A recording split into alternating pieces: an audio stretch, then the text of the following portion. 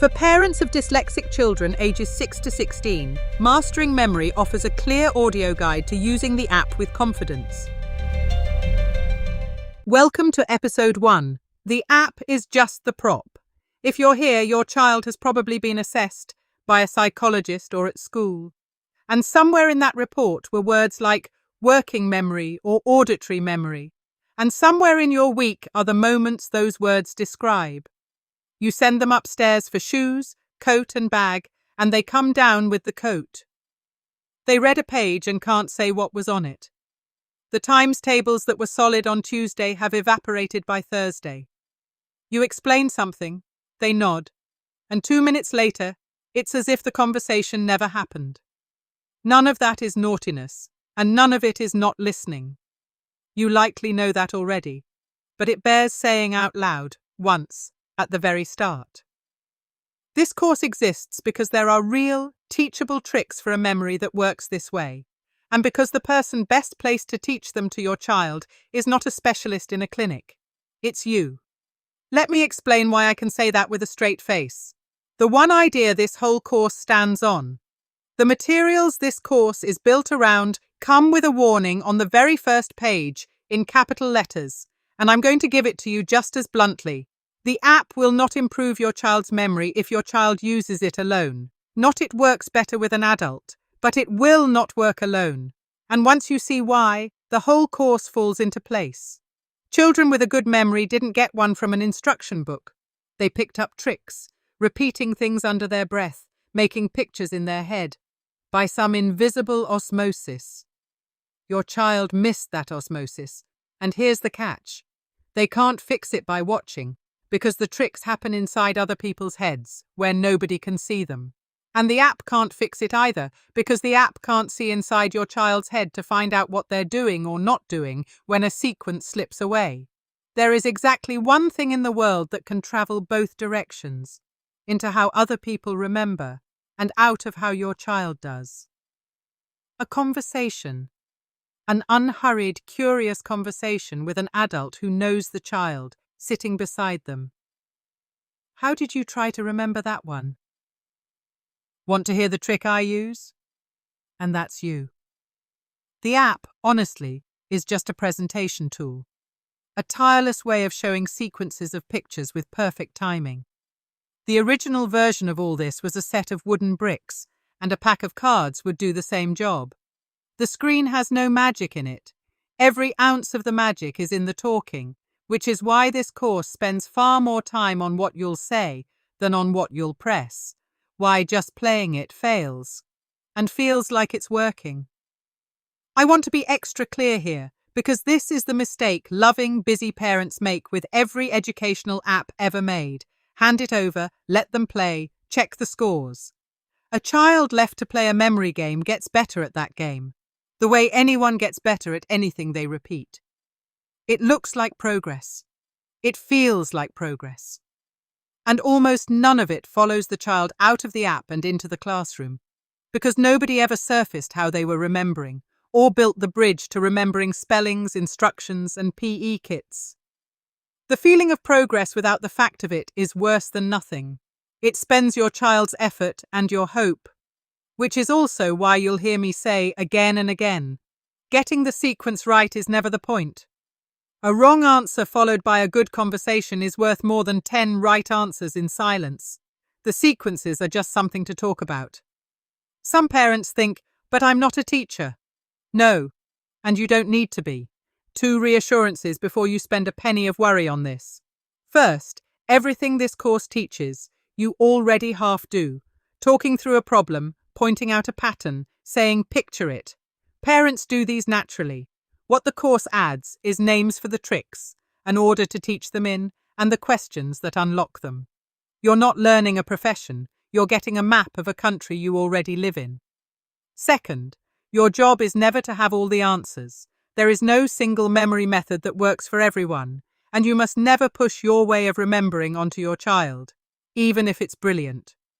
Your job is to offer a menu of tricks, most of which your child never knew existed, and let them try each and keep what fits. The child does the choosing. You do the offering. That's a job a parent can do better than anyone, because nobody else can offer as often, in as many real moments, as the person who lives with them. So you can picture where all this is heading. This is what a session will look like. Once a week, you and your child will sit together while the app shows a short sequence of pictures. The pictures vanish. Your child rebuilds the sequence from memory. The screen then shows both rows, theirs and the original, side by side. And then comes the only part that matters. You talk. How did you remember it? What would you try next time? Want to see my trick? 15, 20 minutes and done. That's the whole machine. Small, isn't it? The rest of this course is about making those conversations count. Here's a promise I'll keep from now until the last section. Where this approach has limits, I will tell you plainly at the start, rather than let you discover them later. So let's do that now.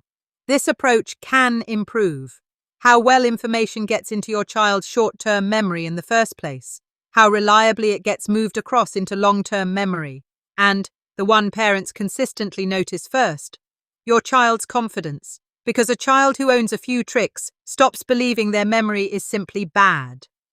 What it doesn't do, it won't fix word finding, the tip of the tongue problem, where your child knows something and can't fetch it. It won't fix remembering to do things, homework, messages, the recorder on Thursdays, which is a genuinely different kind of memory. And it is not a substitute for the direct teaching of reading and spelling. Memory work runs alongside that teaching, never instead of it. And one thing said honestly, not every researcher agrees that memory skills can be permanently improved. Some think any gain fades. The experience behind this course and the longevity of the Mastering Memory program is that lasting change is real, but it has a condition attached. The tricks must escape the app and take root in real life, used without prompting, in situations that matter. That condition is the reason this course keeps banging on about real life, and it's the reason it needs you rather than a screen. If you only remember one sentence from today, make it that one. One issue, while we're being honest, this work is only worth doing because you know memory is causing your child real bother in real life. Plenty of perfectly successful adults can't do the hardest levels of this app. The top level is meant to be hard for grown-ups. Nobody, including you, is being measured here. Given all that, how will you know it's working? Not by test scores. Success in this course has 4 hallmarks, and I'd like you to keep them somewhere you can see them. 1. Your child learns that memory is drivable. Your memory is like a car parked on the drive. Owning one tells you nothing about whether you can drive it. Lessons do that. Your child discovering I can get better at using what I've got is the first win. And many parents find they discover the same. 2. Your child starts to know their own memory. What sticks for them and what slides off, whether they're better with their eyes or their ears, when they need more time. Self-knowledge in a child who until now only knew I forget things. 3. Your child learns that tricks exist and can be borrowed. Everyone remembers somehow. Once your child knows the tricks other people use, those tricks are free to take. 4. Your child actually uses the tricks in real life. Unprompted, out in the wild, a spelling pictured, an instruction repeated under the breath. This is the finish line, and every section of this course points at it. If your child has ever said, "My memory is rubbish," you can help this conversation. Many children arrive at an assessment having quietly concluded something about their own capacity far worse than anything the report says. They often think things like, "I'm stupid. My brain doesn't work." If you ever hear a version of that, here's your answer, and it has the advantage of being true. Nothing in your head is broken. Your remembering machine works. What happened is that most people picked up little memory tricks by accident when they were small, and nobody ever showed you yours. That's it. That's the whole problem. And tricks can be taught. That's what you and I are going to do. Say it calmly, once, and don't turn it into a lecture. If your child asks why you're doing this together instead of them just playing an app, be honest in kid-sized words. Because the app can't see inside your head, and actually I can't see inside your head, and you can't see inside mine. You can't see how my memory works. I can't see how your memory works. The only way to swap tricks is to talk about them. If your child shrugs it off or doesn't believe you, Don't argue the point. Belief isn't built by insistence, it's built by evidence. And the evidence starts arriving in your very first sessions when they watch your memory fail at 5 items like everyone else's. Plant the sentence, leave it, and let the course prove it. That's the foundation. The app is the prop, the conversation is the work, and you are the active ingredient. You know what this can honestly deliver, what it can't, and what success will look like when it comes. In episode 2, we'll spend 10 minutes learning just enough about how memory actually works, a small workbench, a vast warehouse, including 2 little experiments you can try at the kitchen table, and a plain language guide to the abbreviations in your child's assessment report. See you there.